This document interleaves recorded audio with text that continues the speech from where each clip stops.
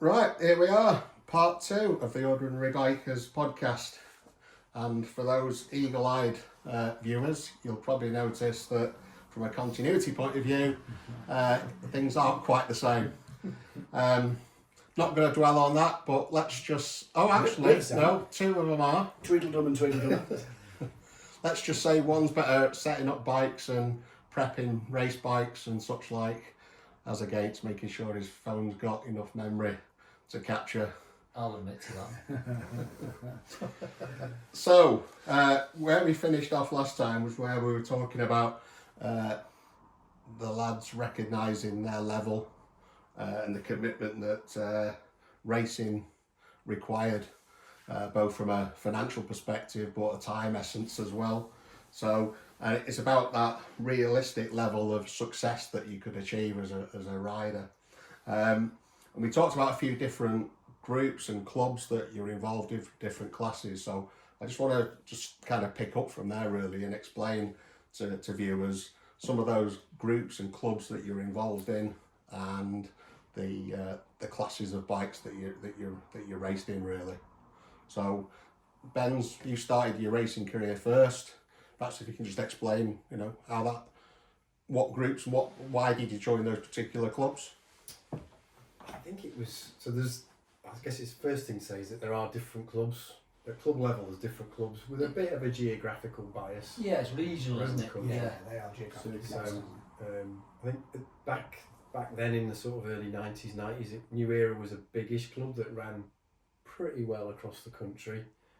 Then you had Derby Phoenix. Derby Phoenix, which was basically well, it was mainly sort of East Midlands and North East, wasn't it, Derby Phoenix? Yeah, Bemsey. Yeah. Bemsey was like Bemsey was down south, wasn't it? South, southern one. North Gloucester. North Gloucester, more West Country. Southwest. Yeah. So there's like 4 areas, wasn't there? Really? Yeah. I think even some circuits you literally had like 3 sisters. Was that just like one? Their own championship. Club? Yeah. A3. Dartmoor. Yeah, Dartmoor. So sometimes you had Midlands, to join a Norway. club, and you had to pay to join a club. Yeah. So you tended That's to right. focus on one a little bit. And if That you put went to you off. Darley, you had to pay to join the club to then race at Darley.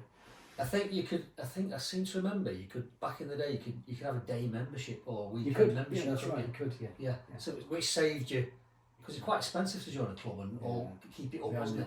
Yeah. So you can join it on a daily or Well, you did use basis. day couldn't you? membership, didn't Yeah, you? I that's remember doing that with a couple of clubs.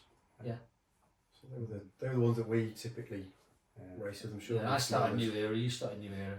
Yeah, I think so. I started North Gloucester, Southwest. It was only because Darley Moor's my nearest track.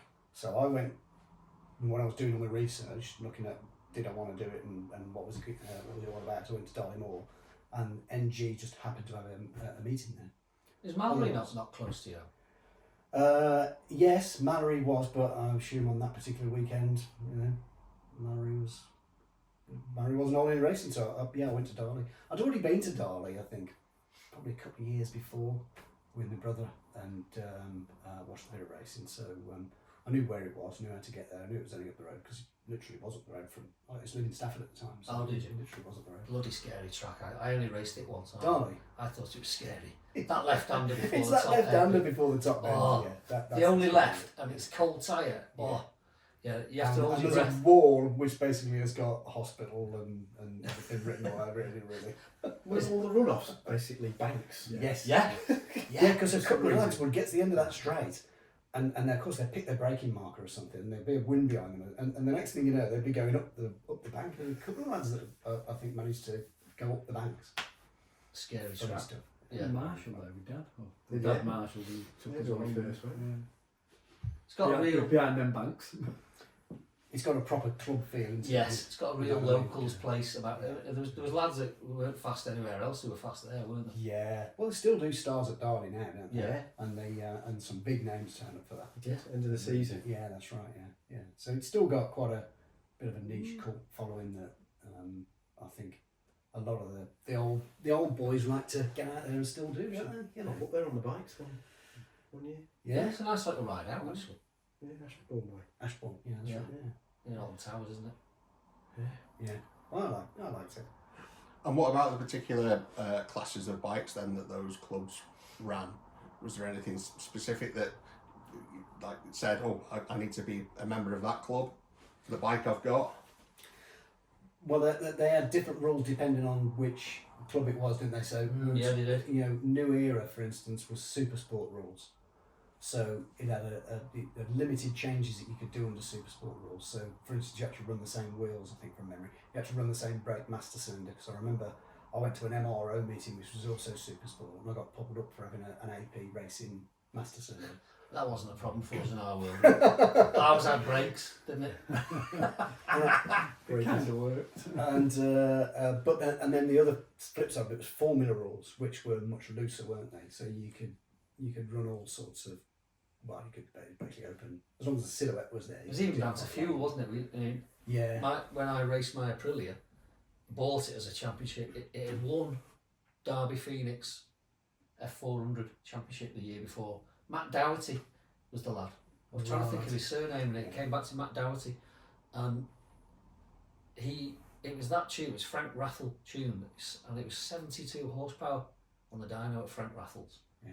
Which for a 250 is big, Yeah, for a production bike, but it had to run 100% avgas, because the lead in the avgas kept it cool. So even super leaded it and blown its guts. But this is what you're on about. So that was Formula 400, where you're allowed to run avgas. F250 rules, you're allowed to run An avgas. F250. Formula 400 was 252 strokes. Yeah. 404 strokes. That's right. And then the fast boys were on Same class. 480s. Well, you see again though, it had to be 400, didn't it? Yeah. I mean, and that was one of the problems with across the board really, is that people would overbore, because the ZX 400 you could buy two sizes up on a board. Was that 2 mil pistons? So you could go up, I think you could go up 2 mil or 1.5 mil or something, which gave you 416cc. Yeah. And might not sound a lot, but when you couple that with, everything else and Makes a difference.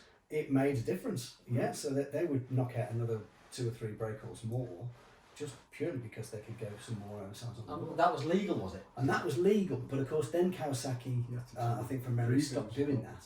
So you then find people going to because the 440 kits came out from Japan, and next thing you know, you've got people running 440s, and that then a 10% difference, and it makes a big difference then. Yeah, I mean, I remember my 250 was a quick Aprilia, but I remember like places like Sneck, they come past like a 600 on the straight, on the Torque, revs. wasn't it? It's a It torque just, ring. they just, as well. it's just like that. Grunt out of the corner. Yeah. And obviously the fast lads that open the throttle cut earlier, I know that, but so they're carrying momentum, aren't they? But they weren't 400s. You could tell the speed of them. There was no way. On a typical race day, how many classes were there? I mean, Loads. there were loads, Six, yeah, because you'd have an all-comers, then you'd have, usually they'd chuck the 125s, the 250s and the 400s They were like together. GP bikes, weren't they? Yeah, that was right, 125s. Although they did have some production 125s as well. So they put them on a track together, but they were in their own. But Their they're own in their race. own, Yeah, race their within own a race. Yeah. And then you'd have, of course, the sliders. We'd have the 600s, which were usually pre-injection or steel framed and fuel injected. And then, of course, you'd sometimes have a 750 class. Or a Sound of Thunder. Sound was big twins, wasn't it? Sound of Thunder, the big twins. And then, of course, you'd have the Open, where the lads would Well, go for anything. thousands, yeah. But if you were fast on a GP 250, you'd go in the open sometimes Yeah. because you'd run rings around the corner. Some tracks, yeah. Yeah. Do you know, I remember MG when I first started there, Dan Cooper. Do you remember Dan Cooper? I'm He's sure, run, mate. he's run British and Yeah. Dan's done really well. In fact, I think he runs a race school now. Anyway, he was on a 125 at the time, and he would go round Pembrey.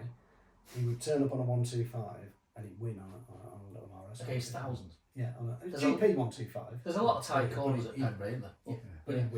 It was hilarious. They'd all go and take off like schoolie cats, and next thing you know, Dan would be just picking them up one by one, and then he'd win by 4 or 5 seconds. It was Wow. brilliant. Well, different gravy. Yeah. And you'd have a few odd classes. I remember there was like quad bikes. I was just about to say. Yeah, quads quad and- bikes. We used to have Yeah. quads at New Era. 500cc It's two-stroke. 500s, 2 strokes, Power yeah. valves. Power valve engines, they were rapid. They'd have their own section of the paddock. Like you'd get like your Like sidecars sidecars, yeah. Yeah. with their welders. Yeah. Always have a welder, didn't we? Yeah. If you needed anything welded. Yeah, go see the sidecar boys. Yeah, that's it. When you crack your exhaust because you crashed, snap the bracket off your exhaust. Yeah. Oh, go see the sidecar boys. They had full garages, didn't they? A lot of them. Yeah. Just ridiculous. Yeah. Because they did well to finish races, didn't they? Them boys. Some of them did, yeah. Yeah. Crikey. That was a life. Wasn't it? And they're all Choice sidecars, when you just lived sidecars. and they're all got long hair and And beards. buses. Buses in oily leathers. Yeah. Or no hair. Yeah. Yeah. Yeah, no hair and beards, or Yeah. or long hair and beards. Yeah, they're a breed of their own, aren't they? Yeah. Well, there were a lot of classes, and they changed with clubs, and they changed did. over time, Yeah. depending on the Yeah. machinery. Yeah, because that was machinery, competitive. they get obsolete, don't they? Yeah. And you can't get parts and things. Like Formula 400 is probably dead now, is it? There's still some 400s going, I think, mate. You know, I've seen. I mean, I don't keep track of the race results anymore, but on Facebook and things, I still see occasionally people running out on a ZXR 400 and doing stuff. Well, that new it's not a new club, but it's that is it CRMC or CMRC? Oh, the Classic Motorcycle Racing Club. But that's like Yeah. FZ 750s, Yeah, old Yeah, Gixxers, old two strokes Mm. like TRs and Yeah. old RD air cools and All things. the Yamaha Past Masters thing's still going, isn't it? Yeah, Yeah, there's old mate of mine, Pete Fishwick, and Andy Ball, and all those guys. They still do it, I think. But yeah, that's still going, the Yamaha Past Masters, and they are all old TZRs mainly. I mean, it's not old as in LCs, or so two MAs and stuff like yeah, that. I mean, you know, I'm sure you'd see some 3XVs, TMAs, and 2MAs, and all those sort of things turn up with this. But, yeah, RGVs. but they still run. Oh, it's not Yamaha. No, Yamaha, wasn't But they still Put run. stickers on it. But yeah, they still run those old bikes. Yeah. I think there's somewhere still, if you've got an old classic, to have a go somewhere at that. As you know, either classic racing or, one of the clubs you're going to find or accommodate somewhere. It's just based on CC probably, Yeah. if anything. Yeah. If someone wants to race now, though, what do they? Someone's passed his test, her test, sort of been riding on the road. What sort of bikes are they racing nowadays? Are they these little Japanese, Chinese things? Or? There's the Chinese stuff, but I mean, the Aprilia SV 660, isn't it? The RS the RS yeah, 660, sorry. And the You have Suzuki Hornets. SV 650s, there's a lot of those races. Yeah, well, there were a lot of those Yeah. around. But I mean, so there's those kind of things. But yeah, I think, you know, a lot of them are. It's just more modern stuff that's moved into that class now, isn't it? I mean, when we were racing, it was the stuff of probably the previous decade or up to. It's like what's you know, available. It was readily available, and Yeah, production bikes yeah. converted for the track, wasn't it? And then you had your pure race bikes, but Yeah. typically what was affordable was a production. And the bike. trouble is, the stuff that we raced early doors 20 years ago, RGVs, TZRs, FZRs, NCs, they're all worth good money now. So people don't want to crash them, and the spares are getting fewer and fewer because every time a bike dies, more parts go out of circulation, don't they? Yeah. So I suppose it has to move on, doesn't it? It The does, parts yeah, availability. yeah, it does really. Yeah.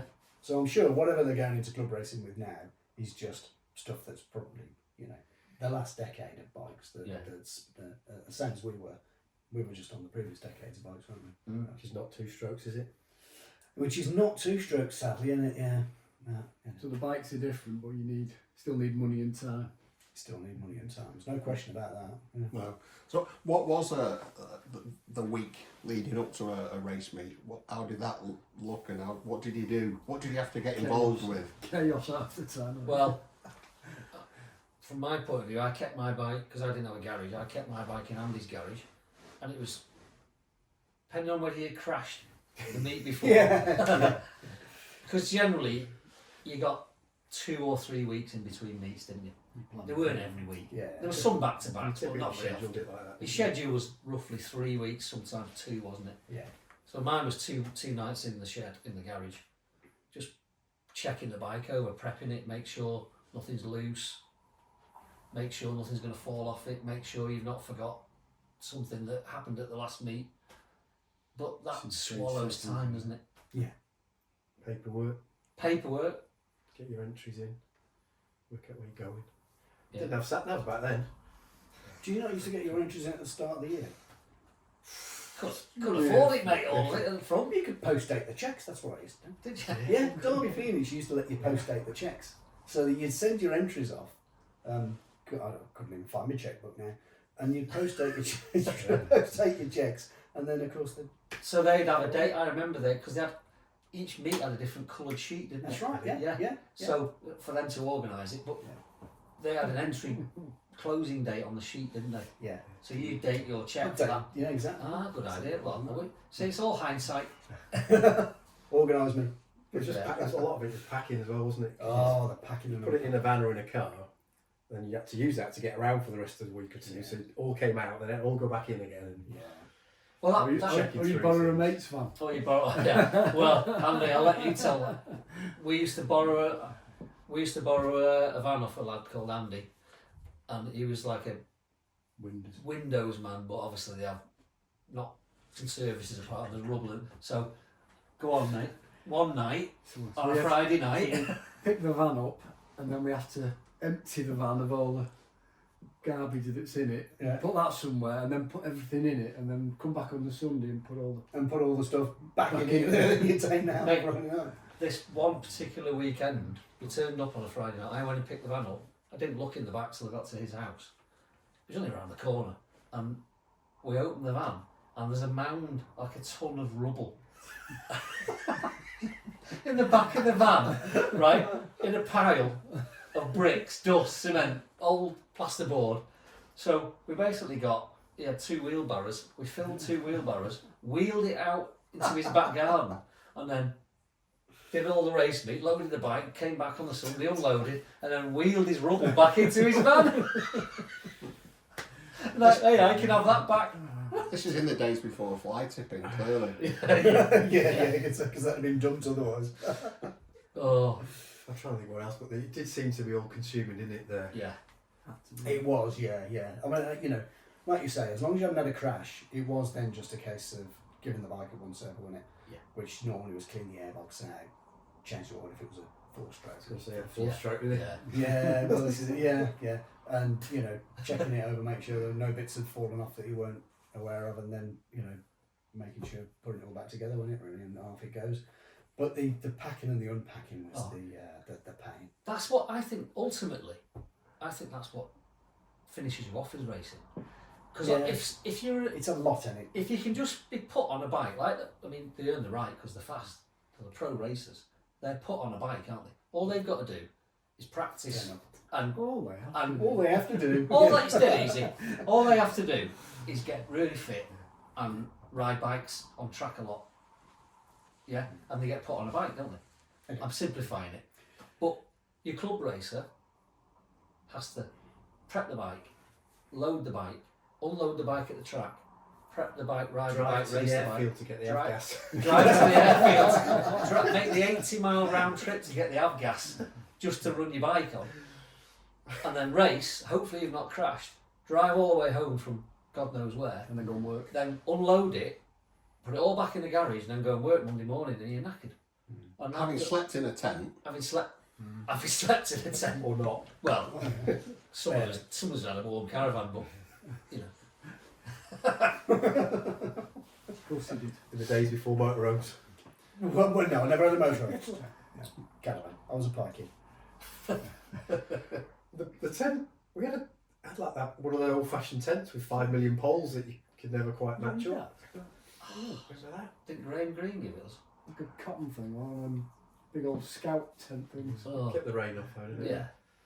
Didn't we have to pack that as well? Yeah, to pack that. Pack that thing on. And you had to go shopping for food. It was never ending. All you did was live and breathe racing, even though you lived a normal life around it, didn't you? You'd be thinking about it, even if you were doing anything. I would be, I'd be like thinking about it during the week as well. Yeah. The shopping as well. Do you remember doing the shopping when you go on the Thursday or the Friday before? Running around, basically number 1 was beer, obviously. Number 2 was Jaffa cakes. The pint of milk. Scotch eggs. Yeah, number 3 was milk.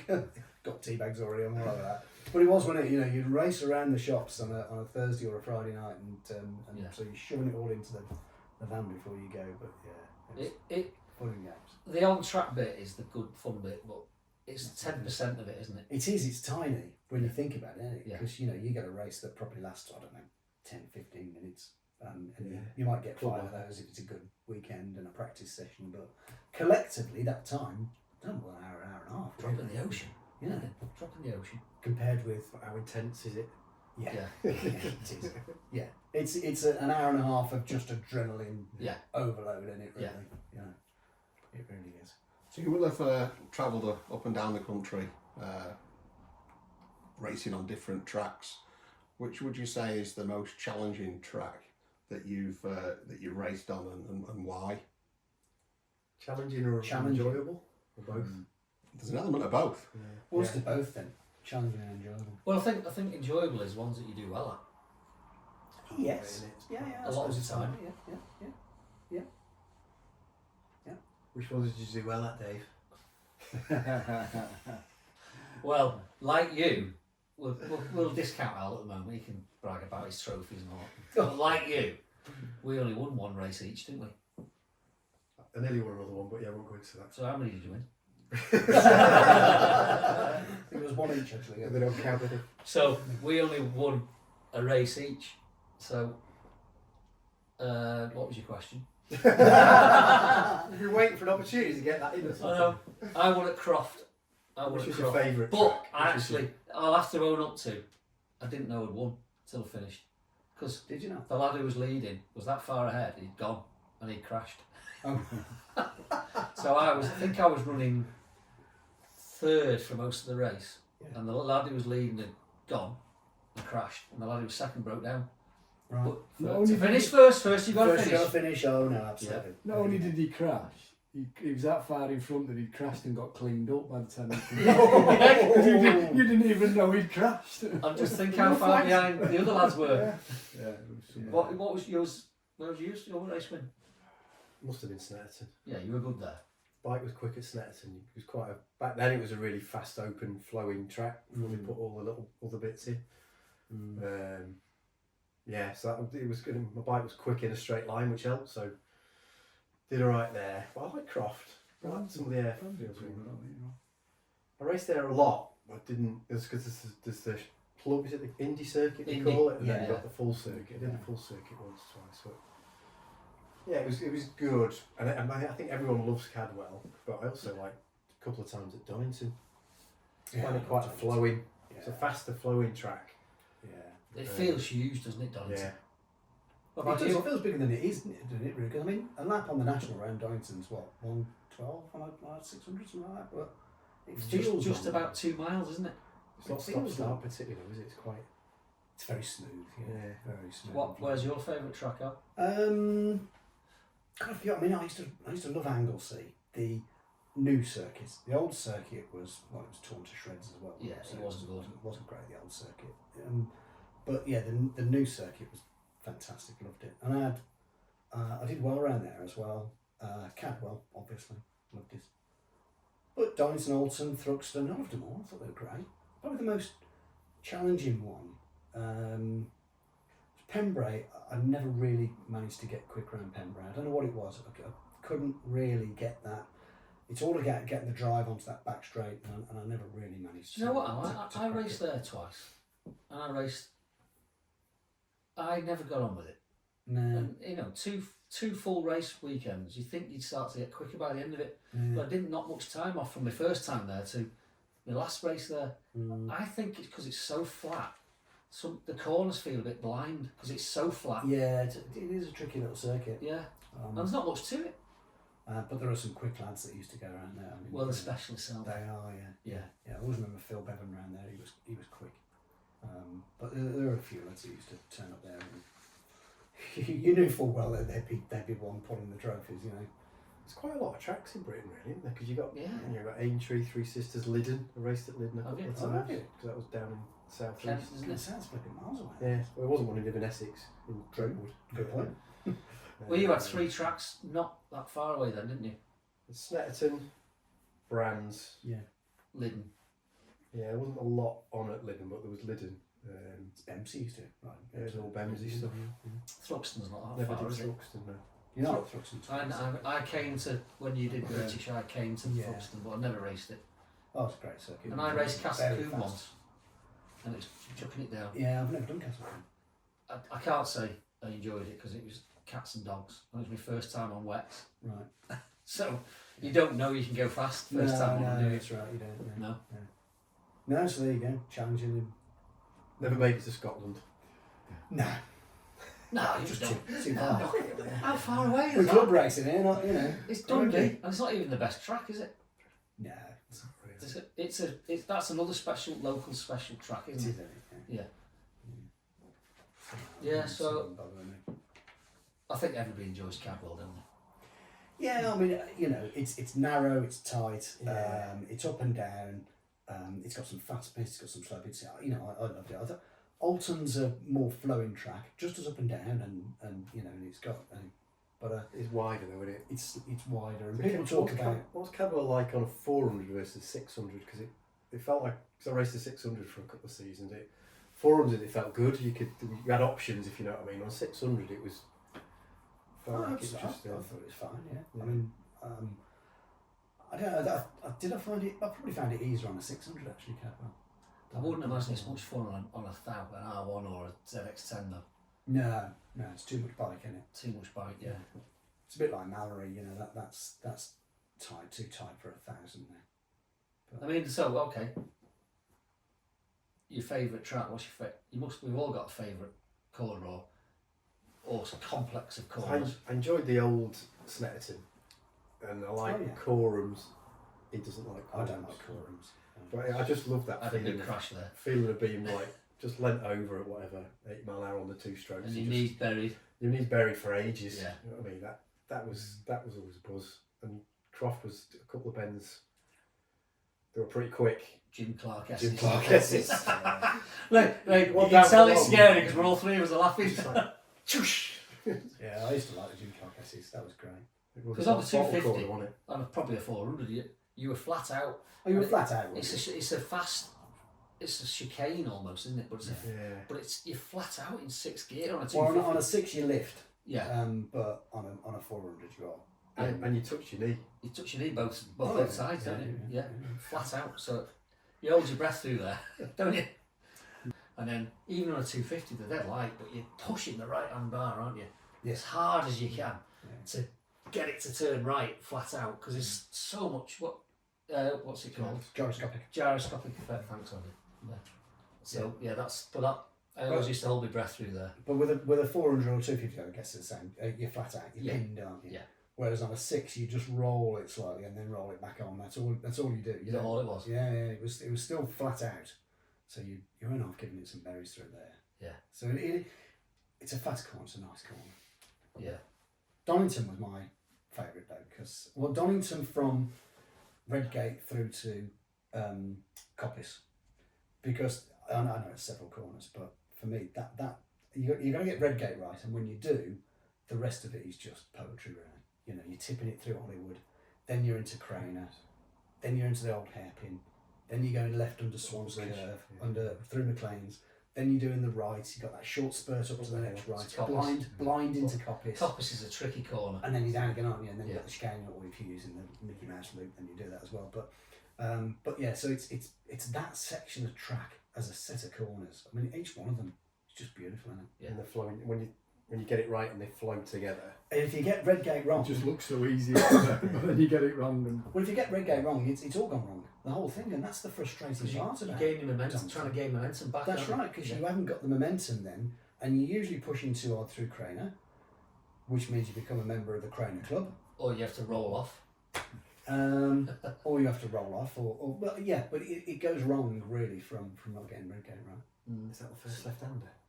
Well, Pretty much. Craner. From yeah, it is for Yeah. a while, yeah, Yeah. which is why you can catch you. I've been caught out down Craner. Crikey, I think I've had about 3 or 4 offs down Craner. Well, once is That's excusable, the Al. It's usually a cold tyre pushing too hard, you know, and pushing too hard will probably come from not getting Redgate right. Too much ambition. Yeah. Ambition over exceeding ability, yeah. That's the one. I'm big on that one, yeah. And I loved my personal favourite, Coppice corner at Cadwell. At the end of the start finish. Yeah.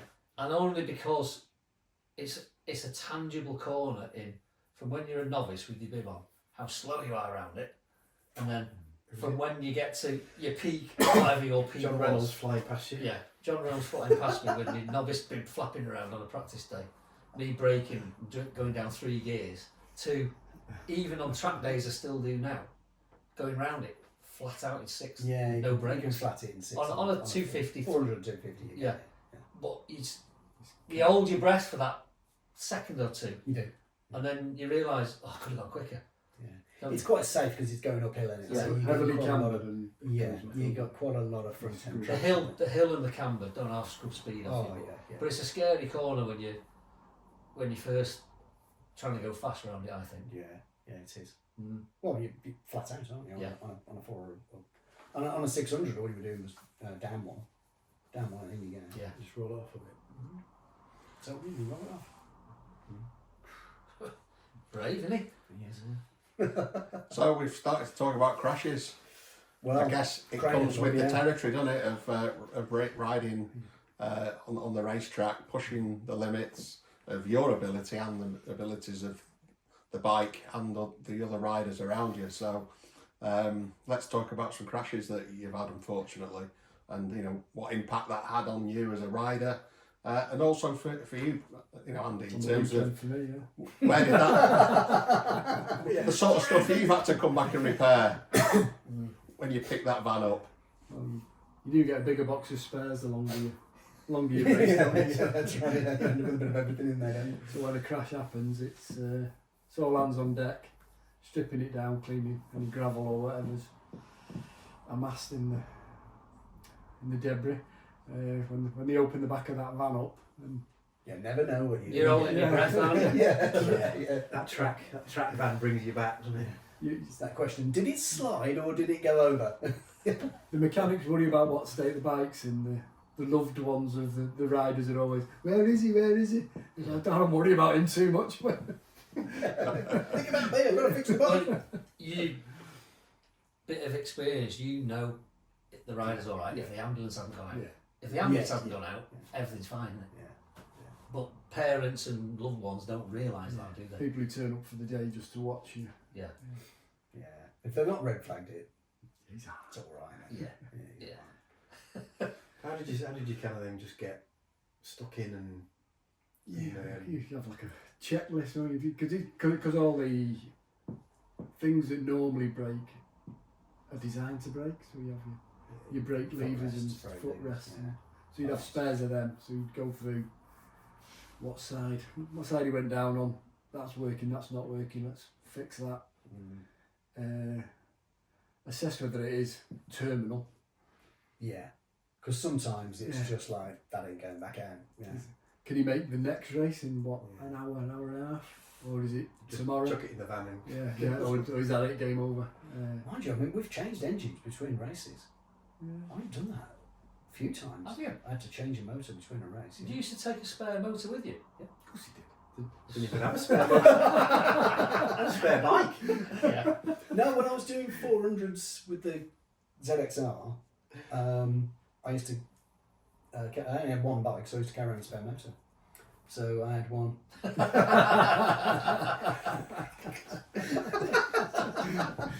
Do that if you want.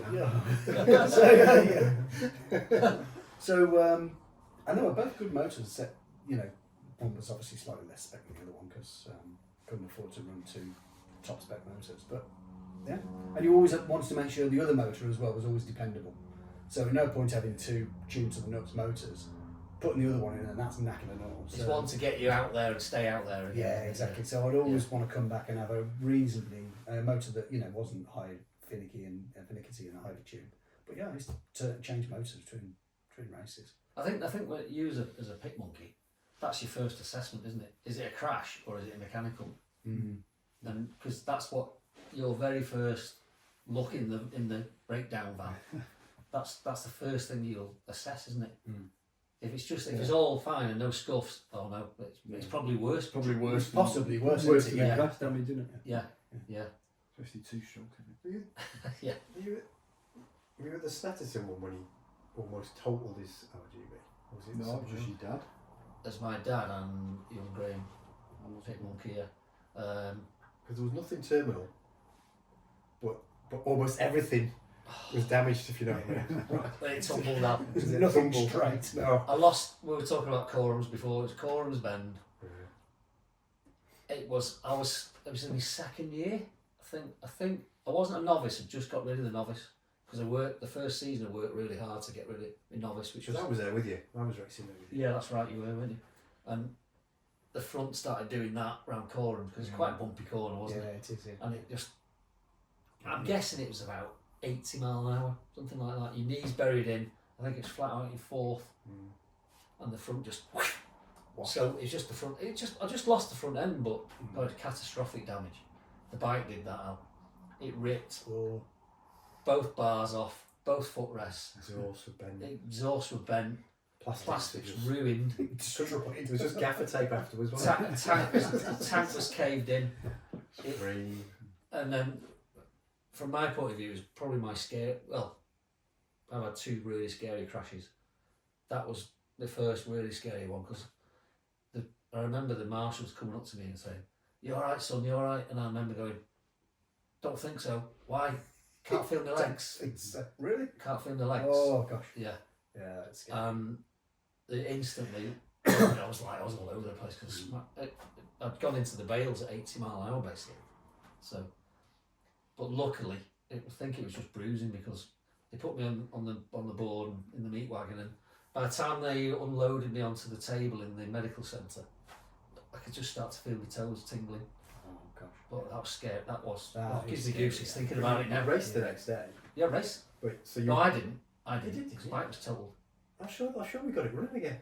No, brought it home. But There's nothing you can't fix with gaffer tape and cable ties, mate. I mean, you were much of a crasher, were you, Al? But I mean, you must have had. You mentioned craners before, didn't you? Yeah, I think I was just lucky really with a lot of the crashes as well because you know, injuries especially because I never broke a bone. So only motorcyclists can think they have lucky crashes, mate. Well, you know, Craner, you know, I think it was 3 or 4 times I went off down Craner, and every time the bike just slid. I mean, you see some crashes down, see some crashes down Craner where the bike just does this. Yes. Gamble. And the back comes round, doesn't it? Yeah. Yeah. And it just destroyed. Whereas every time, mine just washed out nicely, and off it went. Rossi had £1 million one down there, didn't he? Yeah. And you know, and the amount of damage he did to the bike, he just classed as £1 million crashing. I only ever had a couple of eye signs. I had to break myself probably a couple of 3 times as well. One of them was when I took Steve X out. God rest his soul. Sorry, Steve. You didn't kill him, did you? No, I didn't. No. Steve was a lovely guy, and I was just gutted really. I was so frustrated just queuing up behind. I was on 600 behind a load of thousands, open race, round a tight circuit. So I just wanted to. They just hold you up, don't they? Well, they do on the 600, yeah, and a red mist and yeah. So, you know, in all of those, I just been looking, and the bike's got away with it remarkably well as well. So, but whatever. I mean, a crash, however bad it is, costs you at least what you used to want then cost you 500 quid, don't it? I always used to think starting price for every off, you know, fairings, exhaust, all the bits and pieces, and everything else. It's, you know, it's 400 or 500 quid. Sometimes you do get lucky. I had a little high side at Snet in the wet, oil on the track, just coming out of that just before the bomb hole, the really slow right hander. Yes. And it just flipped me up. I didn't even land badly, and it literally snapped a lever and snapped a footrest. And I was out in the next race. So if you have slow crashes, you're not worried about your cosmetics. No, your cosmetics are just coverings, aren't they? I mean, you've had some biggies, haven't you? You've had 2 biggies. I remember one of them. I can't remember the other one. I'll steer you, Ben. You've had the Sugar Beet field. Oh yeah. And you've had the Croft last hairpin episode. Yeah, they would have broke things, aren't they? Yeah. Yeah. Didn't get back out after those 2. Well, you've got to tell the Sugar Beet story because that's a cracker. I think it was my first season. I'm getting towards the end of my first season at Snetterton. First corners riches. Yeah. So come into that pretty quick. Yeah. I came into it quicker than I'd ever been into it before. And I realised I wasn't going to come out of it. And maybe a slightly rookie thing of hitting the brakes and lifting up and running off rather than trying to get round. But yeah, the run-off was basically a ploughed sugar beet field, and I kind of into all like soft ploughed earth, and then it threw me over the front, and I didn't land well. So I crush fractures of 3 vertebrae between my shoulder blades, T4, 5, 6. Yeah. So That's scary. you get the lovely St John's ambulances people kind of rushing you off, dead keen to cut your leathers off, and you're like, no, it'll be fine, be fine. They last forever, don't they? Don't be cutting them off. Crow trees you can't kill them. Yeah, so I figured it probably wasn't all that bad, but yeah, it was. That was a month in Norfolk and Norwich General Hospital on my back. Oh gosh. You could Special electric feel bed. everything though. Everything worked, did it? Yeah, it worked, but it was just so painful, and they were like, "No, it's your back. We're gonna kind of strap you to the board, strap you to that board, and off you go, and just looking at the ceiling for a while, eating hospital food." Were you there, Andy? No. No. No, Long way to go from here, though. yeah. Trying to think. Some of my mates from the old days, Essex and Ford. There's definitely someone there with you. I think that would be a top tip. Would be never go racing on your own. Really, you've got to have someone for the weekend. No, I never did it. Never. I Oh, you did it a lot, didn't a you? couple of times, yeah. But you generally had you Frankie, your girlfriend, wife with you, didn't you? A lot of the time. I mean, I remember when Imogen had just been born, and I'd got a meeting at Donington, and it was I was doing the championship that year, so I wanted to go. I think Imogen had been born the previous weekend, and it was so Frankie Nothing wrong with that. very kindly said, crack on, and I took Isabel with me actually, and She the good on the last spanners. race- She good on the spanners, yeah. Well, thankfully, Jim Inchliff. Do you remember? If you remember Jim Inchliff, he was Yeah. the guy that ran Derby Phoenix. His wife was the child welfare officer, because the other people turn up with kids, and and they'd have accidents, and kids need looking after. So I think it's compulsory; they have to have a child welfare. But anyway, she used to look after Isabel while I'd go out and race, and of course I went out, came back, and great. And then the last race, I went off down Craner. Came back, and Isabel's in tears, and I'm thinking, oh gosh, it's really upset her. Shouldn't have brought it. It's terrible. And I was like, don't, Daddy's all right. Daddy's all right. I'm fine. And she was like, you haven't won a trophy. That was the only thing she was bothered about. The fact that I was leathers hanging off me and biting, mush. She was like, I think that sums up what level you're at compared to us, Al. She was expecting a trophy. She was at the end of the expecting day. a trophy, yeah, and the only thing she was bothered about was that Dad hadn't got one. But Did you have any high-sized lads? I had one I can remember. Yeah. His first, remember at Mallory, start of the season, you could have like it was like a ACU license Test day. test day. Yeah. And Devil's Advocate. Nick O'Kane on his RGV went for the first time. Yeah, follow me. Oh, I was there. Were you I was there? there. And Yeah, I went- all three of us. Yeah. Yeah, follow me, Nick. I'll show you where to crash. Like second or third lap coming out of the little Najiri chicane. after yeah, the hair. Devil's Elbow, isn't it? It's the Right, left, that's the it. first left Yeah. hander. Wheat. Cold time. Straight up. Yeah, I I did remember the that. same. Just run past me. Nick pooping fast. I won't do that. I did exactly that on a 9960 Ducati. Oh, expensive. Went through, came out the corner, wound it on, and next thing I know, I'm up in the air. Because you can see the straight, but you still went over, aren't you? And it's still low speed, there's a lot of torque. I was quite good at eyesights. Quite good. Yeah, I had four. I had Four of them. Yeah, I had one at. Oh, you'll love this, Al. I had one at Cadwell, where me being smart ass. Oh yeah, brand new tyres this weekend. Oh, I'll stick a brand new rear in, and it was before they cut all the trees back, all whole bends, Yeah. and it was always damp, wasn't it? Yeah. It had to be really dry for that to be dry under there, and then brand new tyre. And some muppet forgot the lead for his generator, so he didn't have his tyre warmers on either.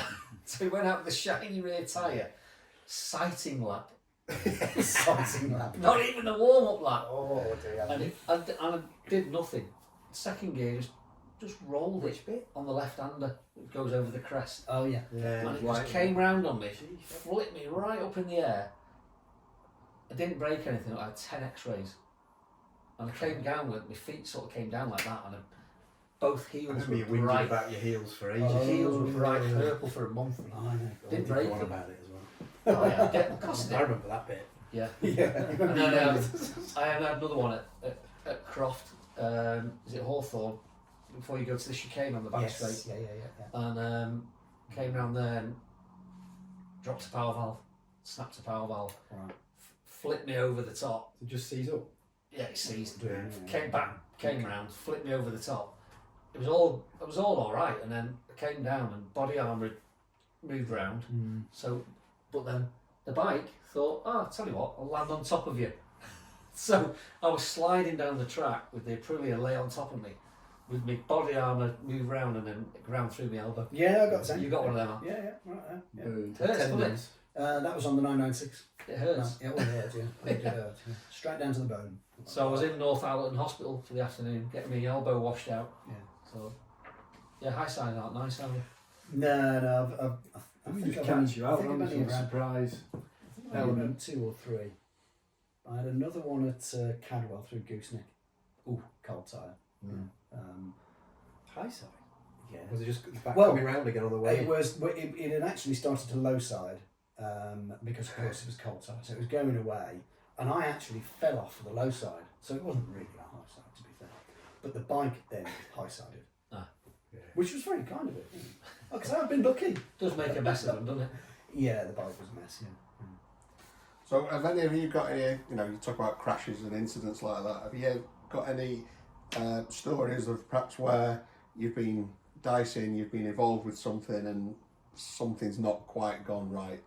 You've got to put your hand up and say, yeah, that was my fault, that impacted on somebody else as well. Well, Steve Hicks was mine. Yeah. And I don't think I've had any others. I skittled the pack at the first corner at Snetterton again.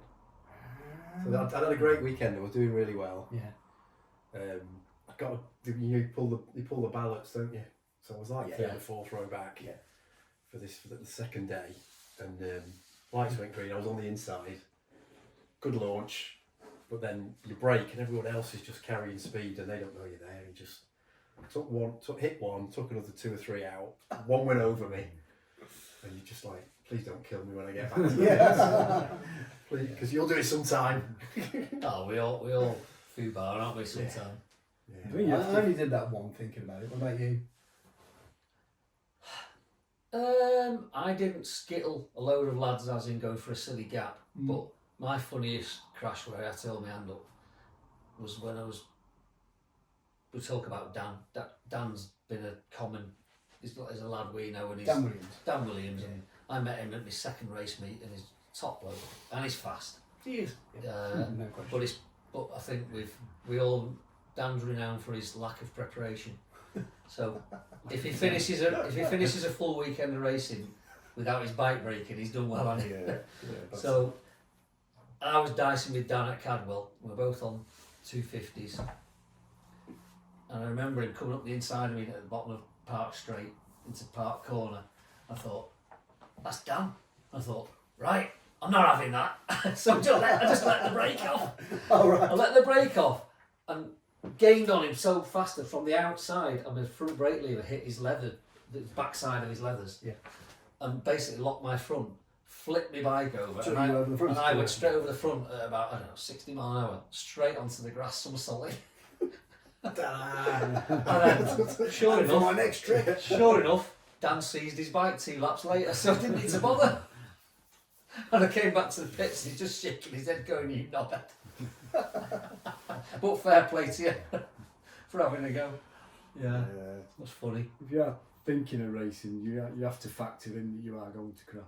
Yeah. It is. I think. Yeah, I mean, you never think you're going to crash and seriously hurt yourself, do you? You don't plan to do it, but it will. Otherwise, you wouldn't go out there, really, would you? But No. if you're thinking of doing it, you've got to factor in that you're all going to crash. It's inevitable. Didn't crash in my first season, mind. I wouldn't know. We weren't going fast enough. I wasn't trying hard enough. But I didn't crash in my first season. And then my first meeting out in my second season, I crashed round Honda Curve at Pembrey, low sided, and that's a Fast corner, that. Yeah.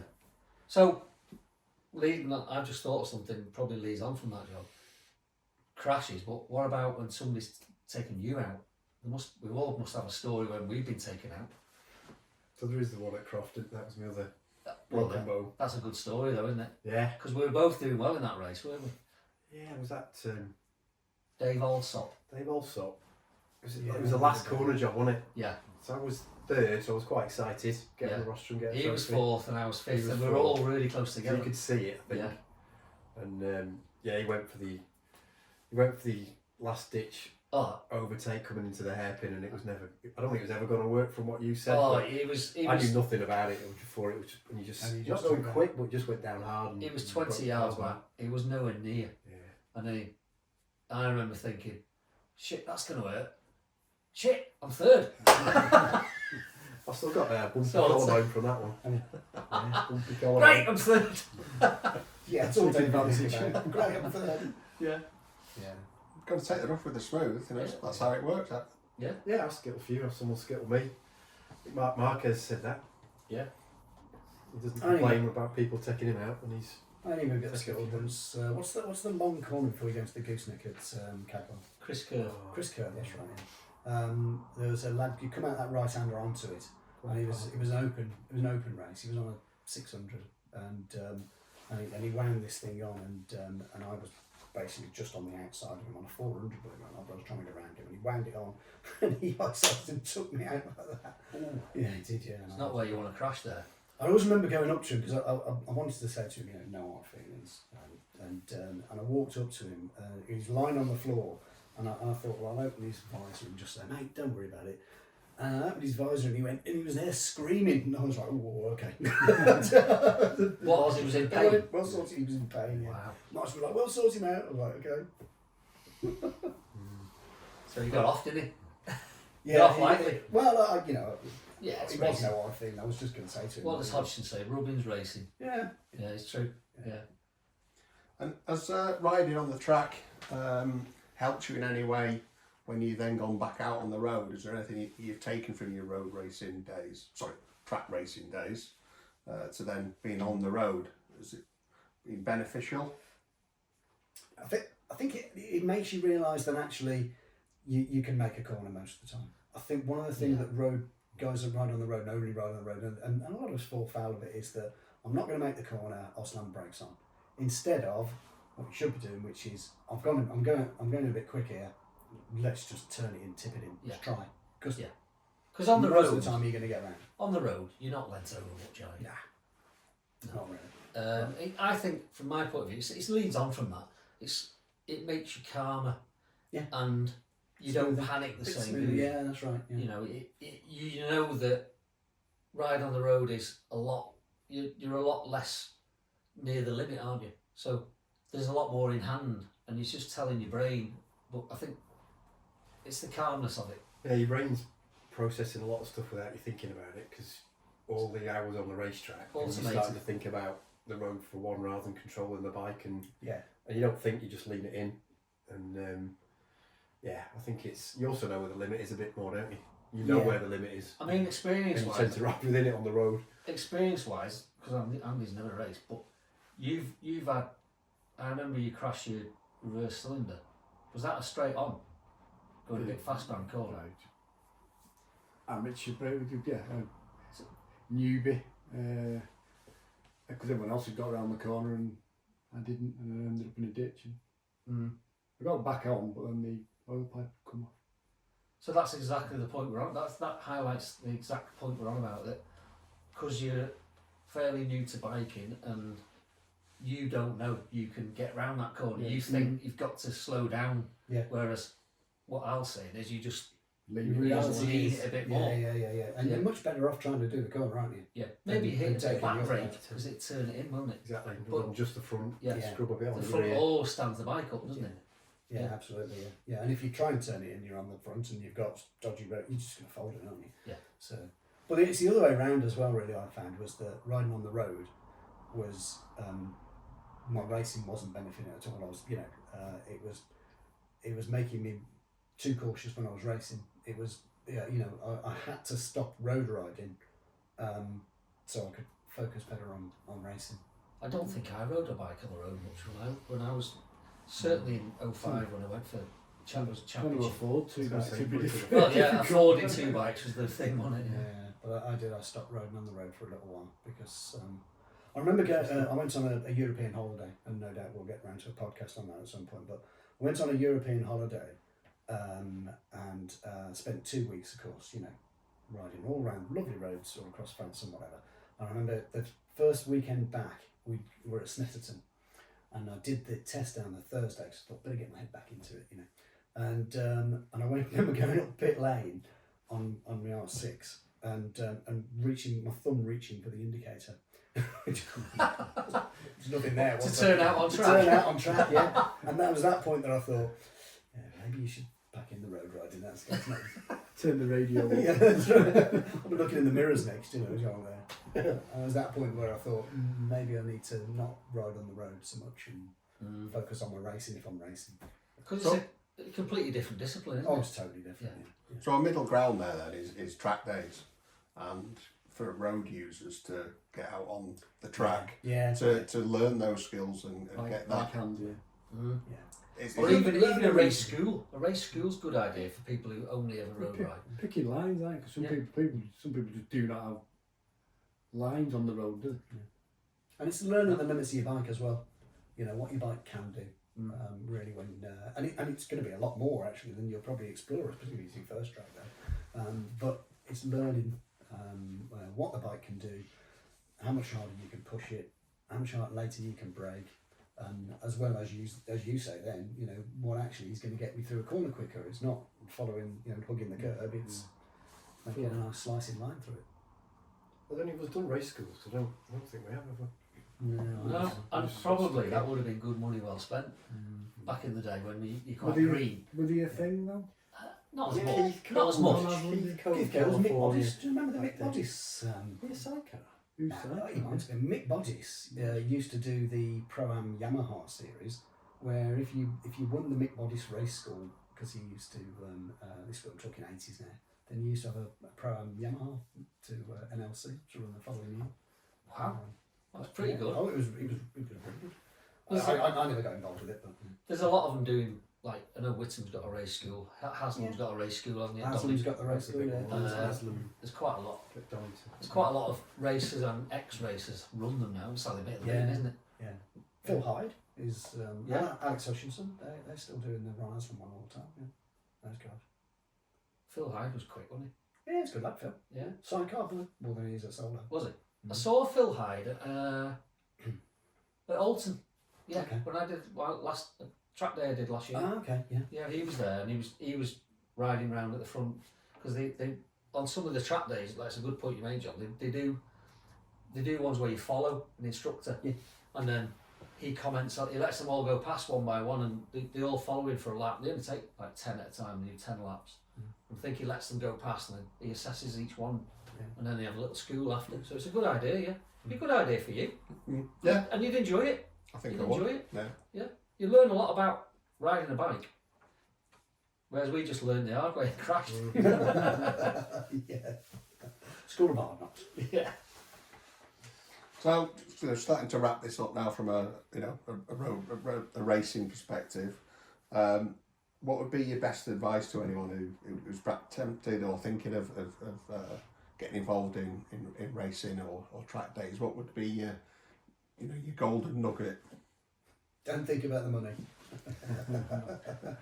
Because you never... Because you won't have any. You won't have any, yeah, that's right, isn't it? I'd say have a good mate who's prepared to come with you and pit monkey for you. That helps. That's a very good point, to be fair. Yeah. You can't do it on... talk about doing it on your own. I did a couple of times, but you can't do it. You're experienced by the time you're doing it. By the time I was doing it, And you had people in the pits. You knew. You do it with some mates, because it's a good laugh, isn't it? Yeah. You make a lot of good mates, don't you? Oh, well, you do. You'll meet loads of mates. But, I mean, if you go with a group of mates, you're going to have a ball, aren't you? And you don't take it too seriously. Just do it. Yeah, just do it. Just do it.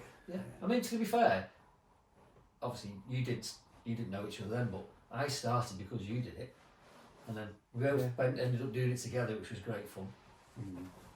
Did we say that? Have we all raced together or not? Not in the same class. We didn't, did we? No, same weekend. We're all at the same weekend once, weren't we? Twice, didn't we? Yeah, Got my 600. Paul was doing 600s, and you and I were doing 250, 400. Yeah. All right, just to start wrapping it up then. So, who would you want to race with? Where and on what bike if you had the chance? Anywhere in the world. If we were good enough. Yeah. If we could. Or had enough money to get the person with you. Dave? Am I going first? It'd have to be on a 500 two-stroke. It'd have to be on a... Yeah. I think I'd be on... I know I'm a Suzuki man these days, but I think I would like to have been on Wayne Rainey's YZR 500, racing against Schwantz. Probably at either Assen or Mugello. That'll be me. I'd like to race Dave on some C90s.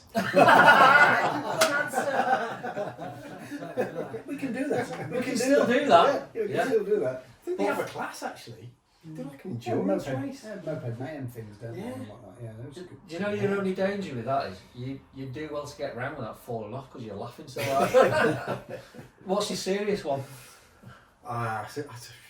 In terms of a track, I think Mugello. I'd love to kind of Yeah. be able to ride Mugello on something good. Yeah. The speed and everything around there, and I guess I get you for the two-stroke here and the Schwantz Rainies, but I'm probably going up against Rossi. In a dream world, And- Rossi at Mugello, if it was any kind of race, right, that'd be awesome Well, to talk about. I was tempted to go that route That's myself you because, can. because everybody says Rossi is a wonder to watch on track, don't they? Even though he wasn't ultimately fastest sometimes, but apparently he's so smooth. Yeah. Yeah. You know, and you could aspire to that, couldn't you? Because you were smooth. I don't know. You were I don't know if I smooth. could aspire to anything like Rossi, but No, but you were was, smooth. but I'd choose the same though, oddly enough, Rossi at Mugello. I mean, I know it's a bit almost cliche, isn't it? It Really, is. to say Rossi at Mugello. Yeah. But for a But- reason, right? But for Andy, Yeah. you're allowed to be involved in this. KR at Laguna Seca probably. Kenny Yeah, Roberts. Yeah, On a- iconic. not junior then. Back in the 70s. Yeah, obviously it'd just be So what bike? Maze. Back on that Yamaha. Yeah. It's got to be on the Yeah. Yamaha, isn't it? Why is The, it? what are the Kenny Roberts Yeah. yellow Speed speed block, blocks? yeah. Yeah, Yellow what? speed block. That's Classic. the one that's One that beat Sheen. that was Silverstone. I mean, what did Yeah, they? basically You know, doing that that. just makes me wonder what were they like to ride on those old tyres? Didn't have knee sliders. Gaffer tape. Yeah. Kenny Roberts brought in He like started, some didn't stuff, yeah. Why nobody thought to put a bit of plastic on their knees? Yeah. You know, I'll stick some gaffer tape. Well, we on didn't it. have elbow sliders, did we? No. That's cool. It's coming. Didn't need them though. To be honest. Well, is it Marquez and Martin? Martin. They have them on the shoulder and they do scrape them at that court. Is it that number 5 Barcelona. corner? Yeah, Barcelona. Turn 5, Barcelona. Turn That's 5. unreal. Yeah. Yeah, it's great. Great track that is. Yeah. So there you go. All right. I think we'll call that a wrap, as it were. Fantastic. So, yeah, just moving on to the next podcast, really, where we'll be meeting up with a few different people. And it's where we're going to be exploring more about bikes, bikers, and mechanics of bikes from a non-biker's point of view. So I'd just like to thank everyone for reconvening today. So that's my No fault. worries. Twice. Thank you very much. Thank you. Good to be Thanks, here. Joe. Cheers, mate. Cheers. See you next time.